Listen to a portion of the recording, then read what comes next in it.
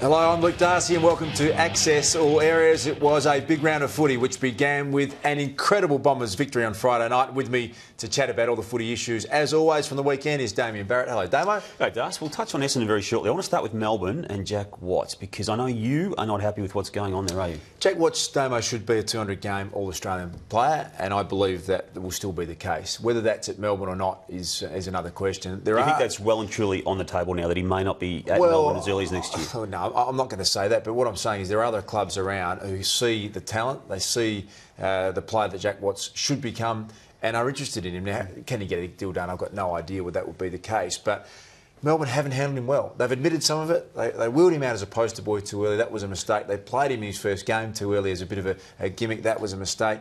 And now I think making him the poster boy for their poor form as well is a mistake as well. They haven't handled him well. They made a statement, didn't they, when they subbed him out of the game in round 2. They then made a statement by dropping him at selection in round 3.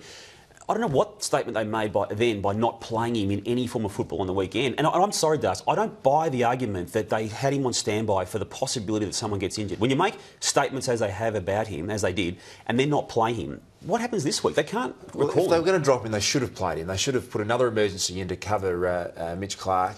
What I would do if I was Melbourne, I would come out and say, Jack Watts plays for the next 7 weeks. He needs to come to the party. He needs to get more aggressive, more competitive. So back in the seniors this week? Well, I'd like to have done it 2 weeks ago before you went through this. But what I'm saying as a philosophy, I'd like to hear Mark Neeld and the coaching staff come out and say, we need to develop our #1 draft picks. Jack Watts is a talented young man. He hasn't been competitive enough. He will play across half-back, I guarantee you, for the next 7 weeks.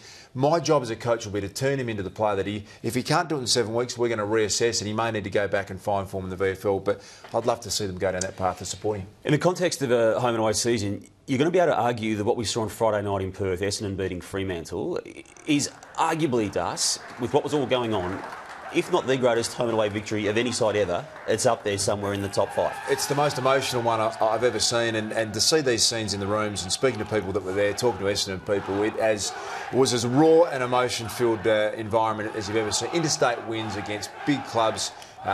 Just a phenomenal performance. Leave all the other drama aside. To James Hird and the Essendon players, salute you here today because that was just a brilliant effort. And then put a pause on that because it gets serious again for Essendon in a pretty ugly way Tuesday when James Hird speaks with Asada.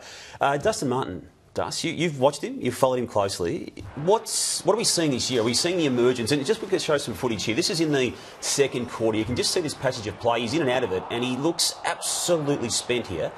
He's been a brilliant burst player at the start of his career, Damo, and you can just see he's almost cooked 8 minutes to go in the second quarter. He can hardly pick himself up off the ground, sees the footy there and finally decides to go in. Now, it takes time when you're a young midfielder who hasn't got a big aerobic base. He comes to the bench, he spends 3 minutes on the bench, he can hardly move, puts his feet up, and you think that maybe he's going to fade out in the second half because that's what's happened mostly for the first 66 games of his career. He comes back on, has 35 possessions, and this is the sort of stuff you saw immediately after that break. He is such a brilliant, talented player. Now that he's got 4 pre-seasons under his belt, hey, look out, he's going to do that for 4 quarters. Jack Riewoldt polarises some people, doesn't he, when it comes to what people expect by way of attitude.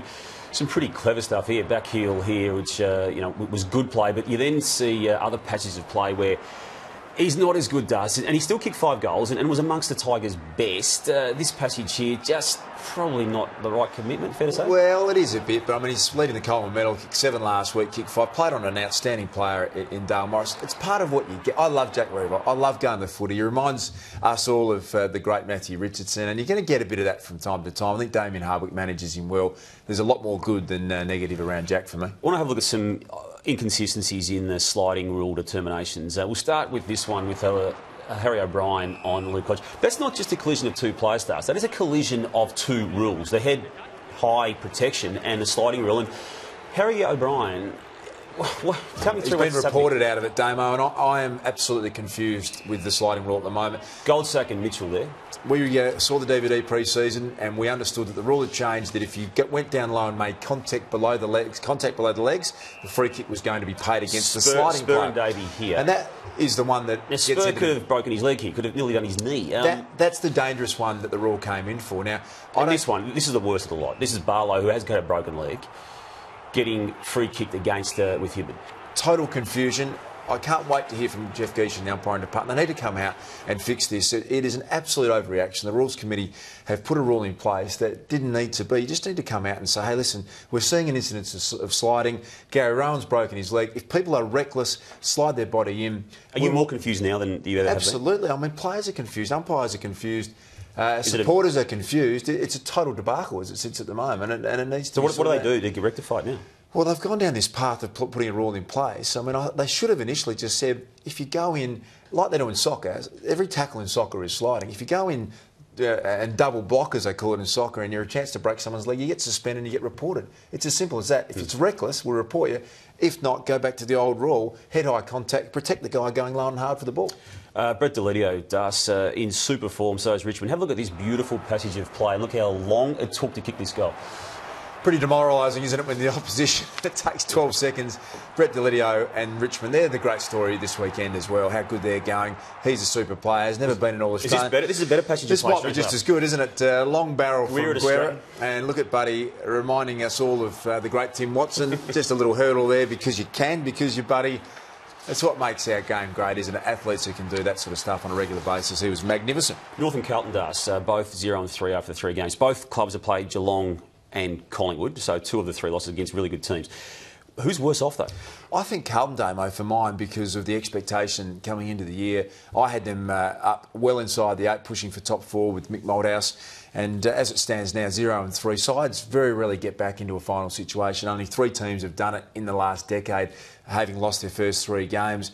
What is a worrying concern, and it's not rocket science to point out, they're getting scored against too heavily, and you don't expect that. I expected Mick to come in and have a Ross Lyon type effect where you saw it at Fremantle straight away. They closed up their defence, so there's some real concerns. They're not getting scored as heavily in the third quarter, though, against as North Melbourne is. Have a look at this discrepancy, Das. The old-fashioned, traditional premiership quarter, North Melbourne totalling 38 points in its 3 third quarters of this season, and against it in that same period of time, 144. 106 pulling points his hair out, Brad Scott, that just destroys you. Unbelievable, and it's not a coincidence. There is something that's going wrong in the third quarter. Sydney and they did find an themselves absolute number on them, didn't they, in the third quarter? Sydney, 11 goals blew on the them weekend. apart. I mean, absolutely blew them apart.